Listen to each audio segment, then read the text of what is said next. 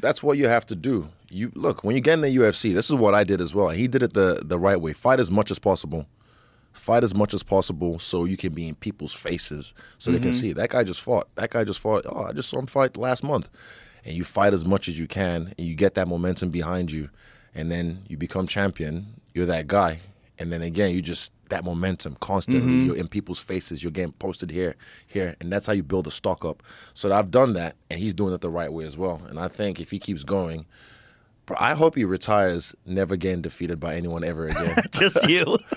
Hey, and look, the way you did it too. Oh my God, that was one of the greatest celebrations of all time. Yeah, it just look. It's the story behind it. No matter what, it's just the history. Because David even mentioned to me, my brother said, like, you're the only one that can actually stand with that guy. Like, no one's lasted more than 2 rounds or even a round with him. And I thought about it during the breakdown. Like, yeah, you're right. And it's because I knew him. I've fought that guy so many times. And regardless of what happened, I lost 3 times and I finally won 1.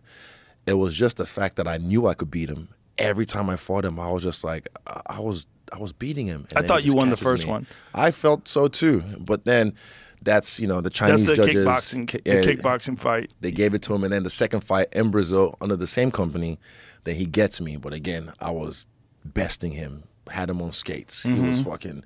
And then his spirit. You know what Jerry said about the whole juju thing? Like that's real.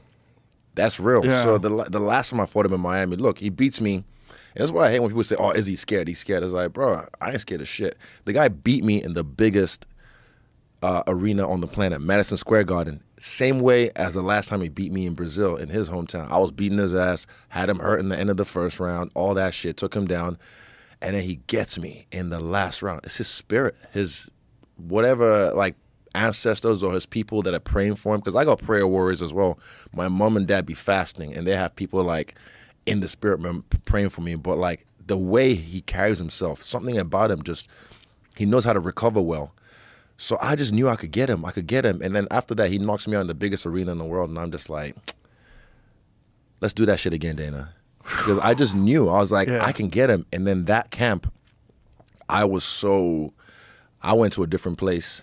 And that was the one I kind of mentioned. I microdosed a little bit, or macrodosed a lot. And like, I always say this, the shower is the most interesting place on the planet, I feel, because you have the element of water running over your body, stripped naked in your bare essentials.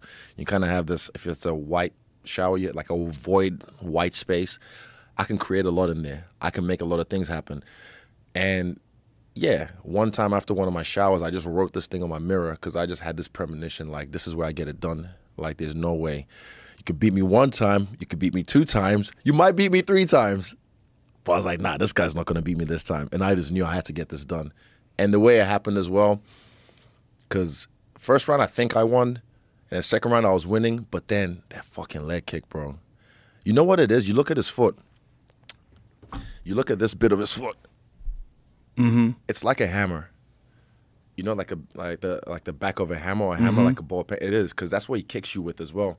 So he doesn't have to, he doesn't have to turn the hip over. Right. And then when he hits you with that, even because he's bone density, long legs, and he hits you with that, you just feel it like, ooh, that's bad. And it's a different feeling, because I've been kicked by kickboxers all my life, on the thigh, on the calf as well. But when he hits you with that bit, it's just the surface area is so small, but it travels and transfers through your whole calf, and you're like, oh, I can't put weight on this. It's so interesting, too, how he keeps his body completely square, and he doesn't even really turn the hips. Yeah. So it's so sneaky. He doesn't have to, because he's got so much bone density, so much whip from that little... And, yeah, it's dangerous. And I think that's going to be a problem this weekend for Khalil. But... I don't know why Chael says he. Did you hear about what Chael said? Yeah, Chael said he thinks Khalil's going to knock him out.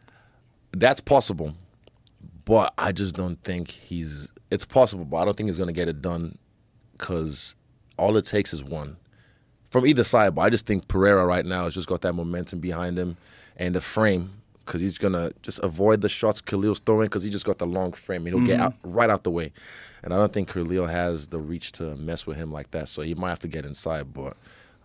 Yeah, we'll see. This is why paper can't fight paper. They have to get in there and fight. So we'll find out.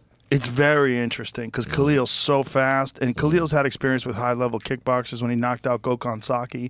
That was a big one. Yeah. That was a big one. And that was like early on where everybody was like, oh, shit, Gokhan Saki's finally in the UFC. And then, boom, Khalil just takes him out. Yeah. Khalil's fast. He hits fucking hard. And he throws like that, the thing that he did with Lionheart, he throws that off-speed shit sometimes. He'll give you a little of this, and then he jolts in on you. That off-speed uppercut was nasty. It's the looks. It's like, I'm here. I'm almost Prince Nassim-esque, but different. Just like looking, bang. But again, he's just violent. Like when he smells blood, he just goes in. Yeah. Like I said, he beats you like you owe him money or something. Yeah. He's on you. And he's on you. Yeah, very violent. But again, I think Khalil, for him to win this fight, he just has to believe in himself. And that sounds real cheesy, but believe in himself. Also, he's a southpaw. I didn't think about that. Right. I actually forgot about that till David mentioned it before. But he's a southpaw, so. But I'm sure Alex and his team know how to deal with it. But I understand how Alex deals with southpaws as well, because I can fight him both ways, and I know what when you give him that front leg and he knows it can get it, he gets more confident. But if you're a southpaw, he finds other ways to keep you at bay till he can get that leg. Yeah. It's going to be interesting to see, like, right away how Khalil deals with the distance and how Alex deals with the speed. Because the thing is, like, Alex can be hit, and Bruno Silva tagged him a few times. You took him out.